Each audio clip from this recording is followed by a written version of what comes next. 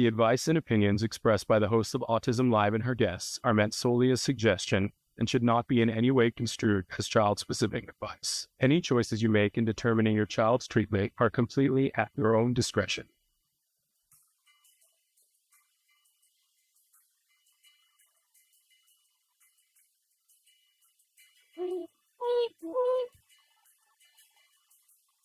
Good morning and welcome to Autism Live in April. I love this month because it's just an excuse for us to talk about all kinds of things that I feel very passionately about. You know, it's the A month. So we're talking about autism. We're talking about being allies. We're talking about taking action. So many things, so many of the A's, right? Acceptance, right?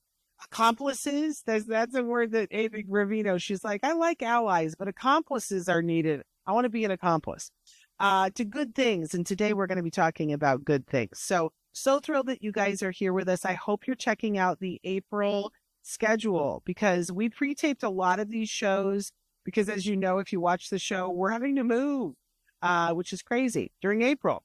Whose idea was that? Not mine, but it's just the way it shook down. But it forced us to kind of think ahead and get really great shows, things that we wanted to bring to you. And that's definitely today. In a little while, we're going to be joined by Tommy Caamano and Peter Prokop. They are co-directors of Traveling the Spectrum.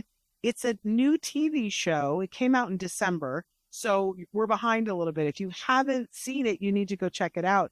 It's on the Peacock network streaming. And there's 6 episodes and they're all available for you. But we're going to get a little bit of the behind to find out about this, and especially if there's going to be season 2.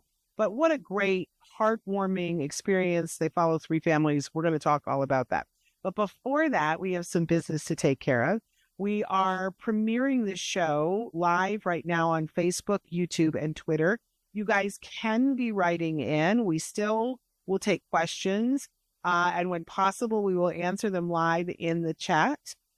So feel free to do that right now. The chat is open on all those platforms. Or you can also email me if you have a question about something ever. My email is shannon@autism-live.com. We'll put that up later. I know making Chris work hard because I don't usually say that anymore. There it is. Look at how good he is. Chris Desmond for the win. For the win, not the wind. For the win. For the win. There we go. Also want to let you know that we know that the lion's share of you are listening in podcast after the fact. And I hope there's a bunch of you listening today because it's a great show. We're on pretty much any place where you can get your podcast downloaded for free. It's really important to us and has been for 14 years that we want this content that we're providing, which we hope is information and inspirational to members on the spectrum and all the people who love them, right? That's really what we're here for. We want you to be able to access that, and we don't want it to be cost prohibitive. So free seemed like the thing to do.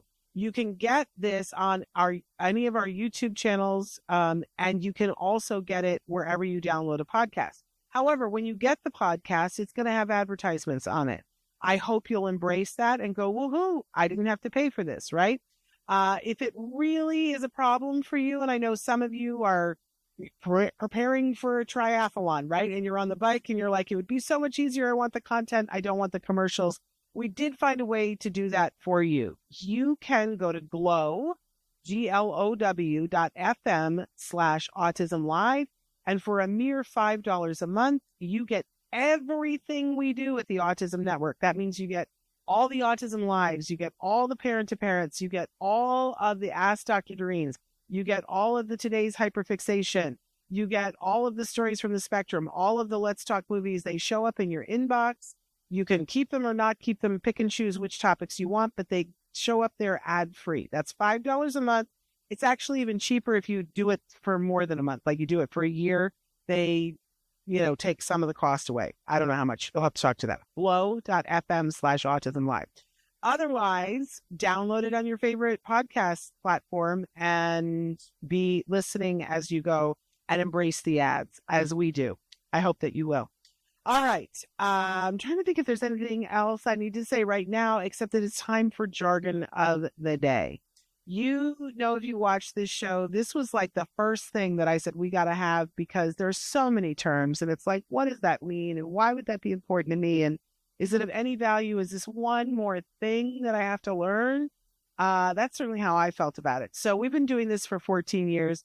We started out, it was more a comedy routine, making fun of the bad jargon that was in books. You know, the definitions were filled with jargon. And then we'd give you a better, workable definition. Now anymore, we're basically giving you two definitions to show you that some are better than others. Some have elements, let's take a look. Today's term is systematic desensitization. And I chose this specifically for today's topic. Let's take a look at one definition. This comes to us from dictionary.apa.org. And their definition is a form of behavior therapy in which counter-conditioning is used to reduce anxiety associated with a particular stimulus. Okay, so this is more one of the definitions I used to make fun of, right? Because if I don't know what systematic desensitization is, I don't know. I think it's a pretty good bet that I don't know what counter-conditioning is. And doesn't it sound like something in a beauty parlor or in some place where somebody's being tortured? It doesn't sound good to me. And then when we start talking about stimulus, I'm like, is somebody being zapped? They aren't. They aren't. Let me just spoiler alert. That's not what this is about. But I call these sort of trash definitions that really don't help you get, I don't know whether this is good for me or somebody I love from this definition. So let's put that in the circular file because it's of no use. Let's move on to another definition and see if we can't make heads or tails of this. So systematic desensitization, desensitization is an evidence-based therapy approach that combines relaxation techniques with gradual exposure to help you slowly overcome a phobia. Thank you, Healthline, for giving us a little bit more information here. I love that they're telling us it's evidence-based. So they're telling us that this has been shown to work with a wide variety of people, and that it combines relaxation with gradual exposure. Now, that's a little bit of a jargony term, and we're going to talk about that. But I love that it helps you to slowly overcome a phobia. Because we've all seen the person who's like, just throw them in the deep end of the pool and let them panic and let them help themselves to the side of the pool. I guess that's a way of doing some things, but not for our kids on the spectrum. Can we just say that is not, it's literally a term called flooding. When you take something that somebody is afraid of and you force them into it, so that they have to overcome it right then, right there. That's called flooding. And the polar opposite of that is systematic desensitization. So a couple of examples here. It could be that if we find something that is really getting in the way of the good stuff, you know what I mean. We've got a kiddo who's amazing and doing amazing things and they like going to school, but every time that school bell rings, it is for us, it's an 11 and it's a lot. It jolts us and we go, oh, right. But for this kiddo, that's a full 20. That thing. And then the recovery from it is not going to be instantaneous. Right. And then they have a hard time getting, and if it happens every hour, how are we making an environment in which they're learning? Now, we can go and petition the school and say, hey, we don't want this bell ringing. Can we make this a little bit, more friendly for somebody who has sensory issues? And maybe we make some headway. However, are we able to do that in this whole world? Are we able to go to the whole world and say, can you not have any loud, sudden noises? I'm going to go to the fire department and say, the next fire that you have and my son is walking down the street, can you not turn on your siren? I'm not going to get anywhere, right? So do we subject this person to staying home and never going out? Because what if there's a loud noise and it creates an environment that isn't kind for them, that isn't kind? Now, you could do the flooding thing, but we would never do that with a person on the spectrum, or we can do systematic desensitization. And systematic desensitization starts with teaching the person relaxation techniques, how to take care of themselves in emergency, how to deal with the feelings that they're having. Now, this is going to look different depending upon the person's age and upon their cognitive understanding of how they feel, right? But you can do this pretty much with anybody. And you can do this in a very kind way that doesn't create anxiety. So in the beginning, we work on relaxation techniques. So for instance, if I have a little one who's 3 or 4, I want them to start doing deep breaths and know what that is. But how do I explain that to a nonverbal 3-year-old? I model it, and I take 2 stuffed animals, and I say, oh, it's my breathing buddy. And I'm languaging, oh, this is my breathing buddy. I'm going to lay down on the floor, and I'm going to put my breathing buddy on my belly, and we're going to breathe together. I'm going to take a big inhale.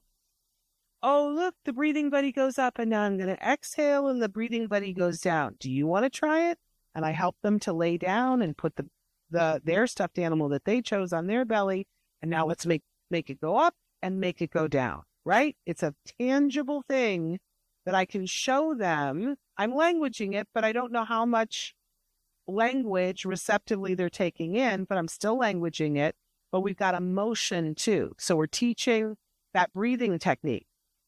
Somebody is 16, we're going to teach it a different way. You see what I'm saying? So we want to be teaching relaxation techniques. There's all kinds of things like pressure points depending on the child or the teen or the adult's needs, we're going to teach it based on that. But that's not enough, right? Now we're going to start a really slow schedule of exposure. And in the beginning, it may be that we start by showing them the bell. But if it causes anxiety, then we're going to go a step back. And now maybe we show a picture of a bell, right? But especially when it's a sound, we're going to make a recording of it. And then we're going to play the recording at a decibel where it's almost indiscernible. That for my hearing, I probably wouldn't hear it, right? And it may be that the kiddo doesn't quite hear it, but we're going to do pleasurable activities. We're going to, play games. We're going to eat. We're going to do whatever. And it's going to be in the background. And we'll know it's working if they're not having a reaction. If they have a reaction to it, we got to turn it down another notch, right? And slowly, we're going to inch that thing up, increment by increment, until we can get to the point where the noise happens and they don't have the reaction. And again, if they're having a reaction, we got to go back to the last place that they weren't having a reaction, because we're not trying to create the anxiety. And that's an important part of systematic desensitization. We're trying to normalize it to the point where they are not having anxiety at any level. And if we're creating anxiety, we're not doing it right. This is so effective at making it possible to allow people to do things that previously they thought they could not do. One of the examples that I am somebody who has a lot of phobias and I have a lot of anxiety, and you don't have to work on everything. Can I also say that some things you can just go through life, because if it's not affecting your life and ruining your life, you just manage it, right? But if it's making it so that you can't go places, if it's making it so that your life becomes smaller than what you want it to be, then it's great to know that this is a possibility. I've had systematic desensitization on some of my phobias. I couldn't drive anymore. I got to a point, I was somebody who was a road warrior. When I was doing stand-up comedy, I would think nothing of driving for 8 hours. And then I got to a point where I could not drive my car. I couldn't do it. It was overwhelming to me, and I would have a panic attack, and I couldn't do it. And so I wasn't going anywhere. And then I became a shut-in, right? They use systematic desensitization, and I drive all over the place now. And I'm perfectly fine. So systematic desensitization, it's a very powerful thing. Why is this important for us to talk about today? Well, we have some folks from the show Traveling the Spectrum who are going to be here with us talking about how hard it is for families to travel, and that there are all these things that are preventing you from being able to travel. And they are pushing through all of them. And they're showing it on their TV show. If you are having an issue with a child and you're not traveling because of a phobia, It might be that you want to ask for some systematic desensitization. It might be just one of the stops along the way to give yourself and your family and your child or children or teens or adults on the spectrum the world. Give them the opportunity to see things in different ways. I think you'll find that you'll see them in different ways too, because it just helps to reveal more of who they are as they learn from the world. So we're going to take a short break and show you some of the things about that we're doing here in the month of April.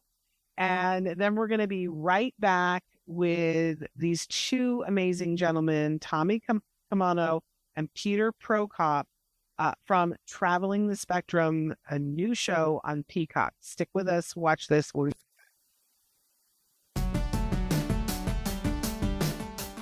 It's that time of year. April has finally arrived. This week we have all new shows. On Monday, Shannon welcomes Peter Prokop and Tommy Caamano, co-directors of Traveling the Spectrum, now on Peacock. Then on Tuesday, we have a new Ask Dr. Doreen, where Shannon and Dr. Doreen will answer questions about outcomes and what is possible. On Wednesday, you won't want to miss a very special episode with a panel discussion on P2 iPublic Health. On Thursdays and Fridays, we are excited to introduce Autism Live in Spanish throughout all of April. Buenos días y bienvenidos a Autism Live. Soy Shannon Penrod. This Thursday's show covers how to support a child with ASD when things go bad, and on Fridays, Shannon explains how to get compliance the right way. Join us at 10 a.m. every day throughout April. The Autism Network, providing information and inspiration to families for over 14 years. Welcome back. Boy, do I love April. If nothing else, it's a great excuse for us to bring you amazing people doing amazing things, and that's what we have next. As promised, we are going to be joined right now by Tony Caamano and Peter Prokop. They are the co-directors of Traveling the Spectrum, which is a new TV series that is designed to help families with loved ones on the autism spectrum feel more confident about traveling. The show highlights real families as they embark on sensory-friendly vacations, breaking down barriers, and proving that travel can be accessible and enjoyable for everyone. How much do we love that? So for the first time, let's welcome Tommy and Peter to the show. Gentlemen, we're so glad to have you here. Thank you for having us. Pleasure to be here. Glad to be here. This is exciting. You guys have some important statistics before we really even get into the TV show about traveling and folks on the spectrum and their families. Hit us with some statistics. Yeah. So, Go ahead, Peter. The idea started with this statistic that 87% of families with a loved one on the autism spectrum do not travel, don't take vacations, for various reasons. And we could talk about all those, the fear of judgment, there's not enough support, but 93% of them said they would consider taking a vacation if there were more sensory friendly, autism friendly options available. And so that's how it all started. How can we find a place that is sensory friendly, that is offering services, and to show the world that it is possible. Well, I love this, but I want to back this up a little bit more. So did you guys know that when you were starting to work on this, or was this news to you as well? This was news to me. I mean, so my younger brother is on the spectrum, and we traveled, growing up, but it doesn't surprise me. I'll say that. The stat doesn't surprise me because it is really hard. And there's a lot of barriers and a lot of fear that goes along with traveling. But once we heard that stat, it really solidified this feeling that something needs to be done about it because everybody deserves to travel. So yes, please. Amen. So was that part of your inspiration, Peter, being a sibling? I don't know if you know, but on the show, we always talk about the fact that siblings are the most amazing people on the face of the earth because they're generally more flexible. They totally get it, and love on their siblings that are on the spectrum and are just in general smarter, nicer people. This is what we say on the show because this is what we have found. I don't have strict data on it, but I believe this to be true. Was that part of your inspiration, though, being a brother? Oh, definitely. Yeah. Yeah. My little brother, Daniel, he's not so little anymore. He's 25 now, but, it's like a cheat code, Shannon, growing up with a brother on the autism spectrum. That's just life. There's no barrier. And there's no reason for there to be a barrier is what you realize. His value to me is incalculable. He's just the most wonderful human being, and he makes me want to meet everybody who's on the spectrum because they are all so unique and interesting and lovable. But when I heard this stat, I said, I really need to be a part of this project because I want to share. I want to share that love, and I want to give people a glimpse into the life of an autism family or an individual on the spectrum so that they can see sort of what they deal with on a daily basis. Well, we're only a few minutes into the interview and you're already making me reach for the tissues, Peter. Let's slow down. Don't get me all weepy. Tommy, talk to me a little bit about, for you, how did this start and what was your inspiration? Yeah, this is something, years ago, I was an art teacher. At the time, they were calling it a alternative school. And, I had a classroom filled with children with autism. And I was just absolutely fascinated by the way their minds worked. And, I was just fascinated by it. And that kind of, for me there was one boy in particular, Anthony, that I just absolutely fell in love with and, just loved listening to him and hearing what he had to say. And just the way his brain worked was fascinating to me. So that for me was kind of when this opportunity came up, I jumped on it for that. My wife is also a PCBA and an LPC. So every night at the dinner table, this is, common talk that she's talking about her day and what happens there. So that's really for me where the interest came in this project. Amazing. So we've got an art teacher and a sibling, creative people who like to tell stories. You guys are also part of something called the workshop, which tell us a little bit about that, what the workshop is and what you guys do. Yeah, the workshop is a full service production company we specialize in documentary series. So, our origins began in sports, and through sports, we were able to get into some other rooms, and it's really become, documentary series is really what we do. And, we're fascinated by the process and feel very blessed that we get to spend time with people that are, very passionate and almost obsessive about what they do. That's a really nice space to be in. And this project proves to be the same for us. And it's a good time to be making documentary series. Like, I don't know, has there ever been a time that has been better with streaming services? This series is streaming on Peacock. And if you guys have Peacock, you can watch it right now. The series is out. It came out in December and you'll want to check it out. We're going to talk more about it. But I feel like it's a good time for documentary makers. Do you feel that way too? Yeah, absolutely. I think, 25 years ago when I started, it was very difficult to have a documentary series. And now we may be oversaturated with documentary series, but we'll take it. We're all loving it. We're all watching them. So it's perfectly okay. So how did this project come to you? How did this happen?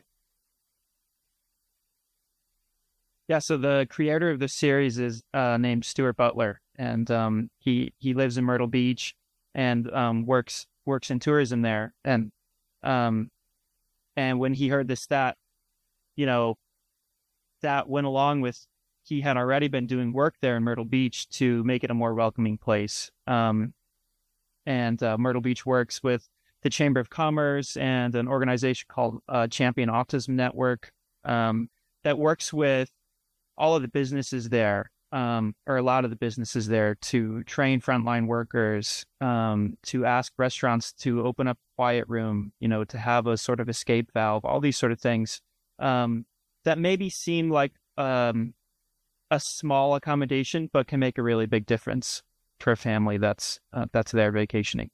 So Stuart came up with the idea, and we had done some work with him in the past. So he reached out to the workshop, and it just so happened that Tommy and I said, hey, we have experience with this and would jump at the chance to work on it. And the magic happened. I love this. And I see that a big driving force recently has been tourism in cities, where the city goes, why don't we make this a city big project that we're all going to work on this? And this is a group of people we'd like to attract because we're going to do this and we're going to do this better. So yay, Myrtle Beach. That I didn't know this before you guys did the show, that Myrtle Beach, now I want to go to Myrtle Beach. Funny, right? It wasn't on my vacation list before, but it is now. And maybe for many of you watching, this is news to you too. But watch the show and you can see all these amazing things that Myrtle Beach has to offer. I love in your trailer, there's a moment where the mom says, I didn't know that my daughter would be this interested in this activity. And you could tell that it's just life-changing for her, that her daughter had this opportunity and that it's opened more doors. So loving on Myrtle Beach, and loving that they are doing this very systematically, making sure that that the frontline people are trained as well. Because I think sometimes things can get lost, right? Lost in translation. But and a wonderful way of showcasing that on this wonderful TV show. So let's talk about the actual TV show, because you follow 3 families, correct? Yeah. Somebody, which I don't care which one of you, talk a little bit about the families and how you were able to connect with them, because not every family is willing to say, yeah, follow us on our vacation and let's see if it works out, right? Yeah, I mean, it was an amazing process, finding these 3 families. And, we just fell in love with all 3 of the families. And, we have a family from Cleveland, Detroit, and then also Texas. So from all over the country, they made the trip into Myrtle Beach. And, working with them was just absolutely phenomenal. And, hats off to them for being willing to allow a camera crew to come into the home and be vulnerable and allow us to follow them in a very stressful time. I mean, going on a vacation with children is very, very stressful. You have all the things that make it stressful are still there. And then, throw autism into that equation as well. And then even more than that is throw a film crew into that equation. So these brave souls allowed us to follow them and see what their experience was like going to Myrtle Beach on a vacation. And I'm going to throw one more thing in there as a parent, the fear. Because, as parents, we're constantly trying to, right or wrong, we're trying to control variables for our kids. And when you go into a place where you don't know what the scenario is, you're not in control of the sensory stuff, you don't know exactly how it's going to go, you're giving up a slice of control. And I just want to say, for a lot of us, and you guys can write in if this speaks to you, but the fear raises its ugly head. And when my son was little, even going to the movie theater, I was afraid. What if he has a meltdown? What if I don't know what to do? What if? And sometimes that leads to us just sitting at home, languishing, which is not good for us and not good for our kids. So all of the things you were talking about, plus the fear, and yet these brave families decided that this was going to be worthwhile. And of course, we see in the series that, of course, it is. As you were saying, Peter, everybody deserves a break. Everybody deserves to see him and be amazed by things in the world that you didn't know. Okay, so we know where the families came from, but all 3 of the kiddos on the spectrum are vastly different. Maybe talk a little bit about that. Yeah, it was important to us to try to have a diversity in a range of things, where people are on the spectrum, their age, where they are in the country, but especially, trying to show as much as we can of the spectrum with 3 people, which we know is impossible. So we do have to emphasize that these are their stories and their experiences. And it's our hope that everybody can see a bit of themselves in them. You know, we have the brother duo, we have the traditional Midwest family, two families. So yeah, we wanted to show a diversity and a range, but at the same time, this is all their individual journeys. And like Tommy said, you know, they all came at it with a heart of wanting to share that, wanting to share it so that even if it helps, Michelle said this to me, even if it just helps one family, then it makes it all worth it. And it seems like it would have been easy to just focus on these three families and make it a life-changing experience for them, which you did. But there is this bigger message about sending a message to everybody watching. What do you hope families take away from this? You know, my hope, you know, we have families that are kind of debating whether or not to do this vacation. And like we say, there's fear, and, you know, not enough resources. There's the financial restraint that comes with this as well. So my goal was always to inspire them to give it a shot, to try. Because, you know, that first step is always the most difficult step for whatever we're talking about. That first step is always the most difficult. So by showing the joy and how positive these three families were, my goal and our goal for the series was to inspire others to give it a shot. That's amazing. And of course, you were in Myrtle Beach, and they really have been at the forefront of making themselves an accessible place for families to go. What did you guys see while you were filming, and some that actually made it into the show that you were like, wow, this really makes a difference, and it would not be hard for other destinations to adopt? What kind of things did you see that you went, wow, this was amazing for this family? Yeah.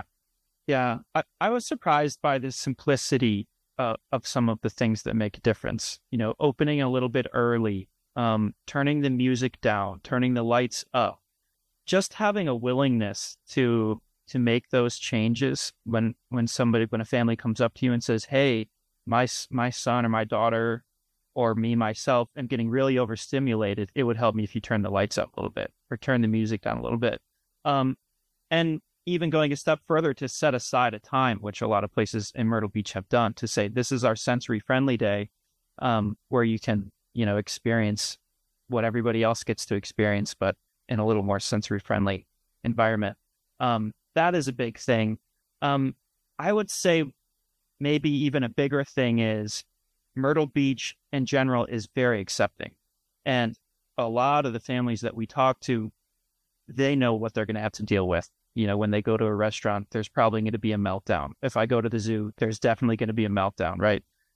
But to be in a place where you don't feel like you're being watched, where people come up to lend you a hand instead of judging and saying, oh, what a brat that child is. That is the feeling in Myrtle Beach, is that people are there to help you and not to judge you. And I think that makes maybe the biggest difference of all. Yeah. I mean, in some cases, I'll bet that even prevents the meltdown from happening, right? If you're doing all those things. What do you want to... Yeah, there was something else we saw that was, you know, just happened organically. And I think this happens because the amount of, you know, a greater number of people that have experience with are there at the same place. And we had an incident of elopement. You know, now if we're somewhere that has limited experience with autism, that's a very different situation than a location that has many families that are familiar with it. You know, so the ability to have another family jump in and prevent that elopement was something that we saw, and that just happened organically. And that's simply because there was a larger population there. So that idea of safety in numbers definitely, you know, I personally saw that while we were filming. That's amazing. That wouldn't even have occurred to me. But I always say in April, we, you know, go to events because you'll see people who are facing a lot of the same challenges that and there's something that's amazing about that and normalizing about that. And to get to the point where you have a city where people are trained, they know how to be kind and accepting and non-judgmental, but also to be surrounded with other families who get it. It's a powerful thing. That's a powerful thing. We're sending a big hug to Myrtle Beach for making that happen. I'd love to know from both of you, whether it's a part of the show or it was something while you were filming, what was your favorite moment? Oh, that's a tough one, Peter. I'll let you go. Up to choose. So that there's two brothers in the series that speak to me a lot because I saw myself and my relationship with my brother in them a lot. And the moment of the series that makes me cry every single time is Jake and Max are having a fancy dinner together, which is not something they do a lot, but they said, we're on vacation, we're going to do it. And Jake asks Max a really tough question. He says, what do you think about living with me someday? Maybe, if mom and dad aren't with us anymore. And Max is a very sweet guy. He's not conversational, maybe the way you and I are, but he doesn't need to be, because the way that he looked at his big brother when he asked him that question just said it all. And you could see the love between them and the trust. So that for me was probably the biggest landmark moment. Peter just wants to make me cry. What's up with that, Peter? That's amazing to show a moment like that. Tommy, I can't wait to hear what your favorite moment or story is. There were so many. And I think for me, the experience of working with all three of the families was perfect. It was perfection. This is why we get into documentary filmmaking, is for moments and experiences and opportunity like this. The Hill family, we took them on a sailboat ride, and just everything that happened during that sailboat ride was lined up perfectly. There were really no incidents. The sun was perfect. We had a nice cloud cover that made everything very easy and delicate. And we just sat there for moments with the family on the front of the sailboat in quiet, seeing marshes to the right and to the left as we just slowly sail through it. And knowing that this was the first time they've ever been on a sailboat, and just having that shared experience for me was, something I always remember. And, these people become our friends. We text and talk with them all the time, and vacationing with anyone goes two ways.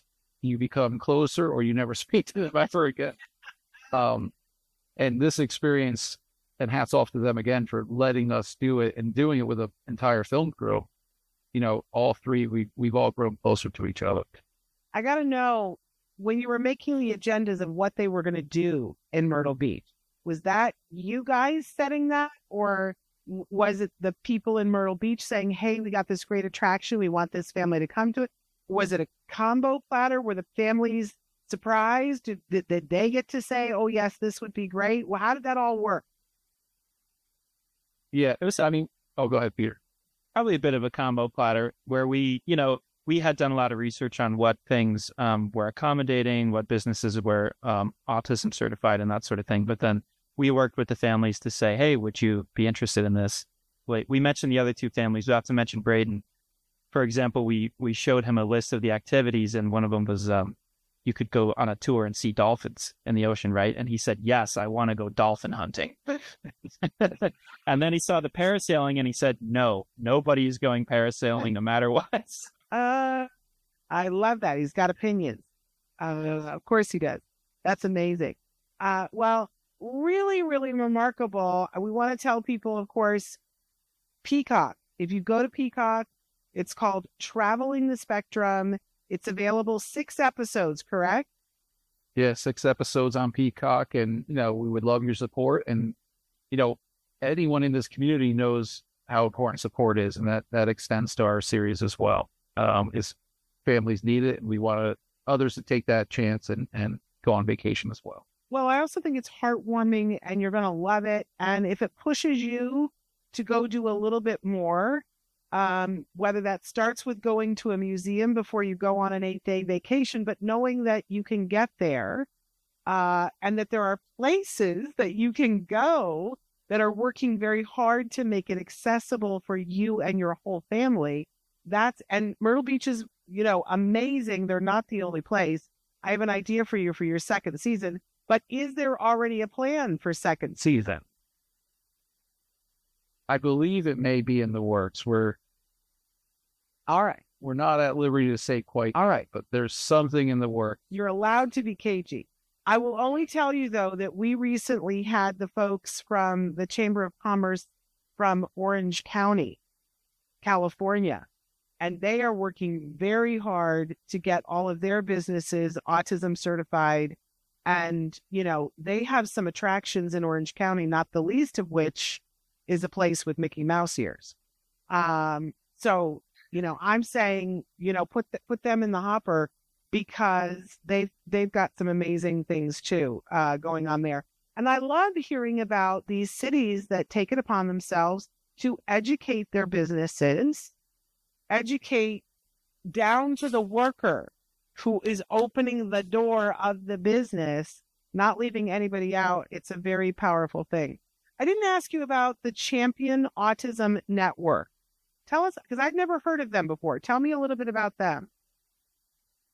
Yeah, Champion Autism Network was founded by Becky Large. She's an autism mom and originally from New Jersey, but came to Myrtle Beach. And she felt that there was sometimes more support for the individual with autism, but not so much for the family. And so that was what inspired her, was to found an organization that would support the whole family.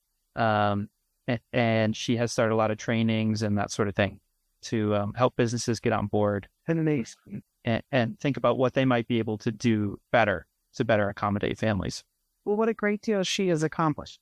So back to, if people are going to be watching and supporting, because when you think about it, you guys, what a wonderful thing. We've all been talking about how we vote with our dollars, and you vote with your viewership too. If a bunch of you go and watch this show on Peacock, it's going to make it easier for them to do a season 2. If you take to your social media and you talk about what you saw and how inspirational it was and how inclusive it was, then more people go and watch, which makes it easier for them to do season 2. Because we want a season 2, don't we? Sure do. Absolutely. Absolutely. So you guys can also visit travelingthespectrumshow.com. But if you're interested in knowing about the workshop, they can go to www.theworkshop.tv. Anything else that we want to, what did I leave out? I feel like I left something out. I think you got it all. Yeah, you'll be able to find everything at the website, travelingthespectrumshow.com. There's an Instagram page you can follow there for some behind the scenes and updates. And if you have Peacock, just type in Traveling the Spectrum and we'll pop up. There we go. Leave it on repeat for us. There we go. And you guys, you mentioned that you've kept in touch with the families. How long ago did you film this? It has to have been a while ago. Yeah, we filmed this. It was 2 summers ago. Okay. That we filmed it. So, we have kept in contact and spent time with them as well. So have things changed for these families in terms of how they view the world and taking part in things outside their home? Do you see substantive changes for them? Yeah, I have. As a matter of fact, I was just with the Tilk brothers this past weekend, and they have a pretty amazing international trip that they're planning, and they did give credit to Myrtle Beach and their first solo vacation together for giving them the courage to try this international trip. So, I'm very excited and very proud to be part of something that could give that opportunity to these amazing people. Never know. Next, we're going to see them on The Amazing Race. Possibly. Right? And wouldn't that be fun? Knowing that you guys started that and got that ball rolling. Do we have any other update on the other 2 families? And if it's not okay to share, then just tell me. Yeah, I think the Hill family probably articulated most strongly that they felt they were sort of in their comfort zone. They were a bit afraid to leave their house, to be honest. And after the trip, they've realized the danger of that and found a new desire to, they have 3 children, to give them all new experiences and help them expand their world. And Miko, I don't know that we can take credit, but Miko was nonverbal when we went on the trip, mostly, but her vocabulary is starting to explode big time. Yeah. It's pretty heartwarming to see that. I absolutely love that. Well, I think it's remarkable what you guys are doing. I'm hoping and pulling for you guys for season 2. I hope that our audience will show you some love to help you to get there as well. Remember, you guys, sharing is caring, so share it around. And I can't wait to hear where you're going for season 2, when you can tell. Again, I want to say the websites, go to Peacock to watch it. But if you don't have Peacock and you're deciding whether to get Peacock, it's a good reason to get Peacock. Visit travelingthespectrumshow.com. And you can also check these gentlemen out at www.theworkshop.tv. Tommy and Peter, thank you so much for taking the time to be with us in this very busy month. We appreciate what you're doing and can't wait to see more. Thank you so much. Yeah, appreciate it. Thank you. All right. Thank you. You guys, if you have not checked out our calendar for April, it's off the chain, as they say. Make sure that you take a look at all the shows when they're premiering, and make sure that you like, share, subscribe, review, do all the things so that more people can find us. Because as it says, we're here about, we want you to watch, share, learn, and live. So we will be back. Don't forget to check out on Thursday and Friday all of the shows that we have done, redone in Espanol. Check those out. Give them some love for the whole month of April. New programming only in Spanish on Thursday and Friday. Thanks to Chris Desmond, who is a wizard. We're so thrilled about that. I will be back with you next, and we'll have another amazing show for you. Until then, give your kiddos a hug from me and one for you too. Bye-bye for now.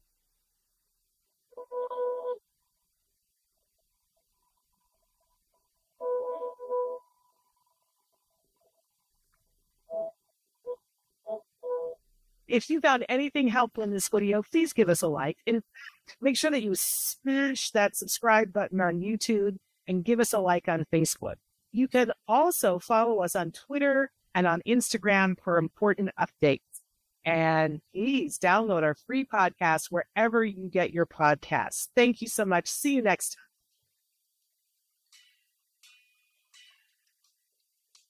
time.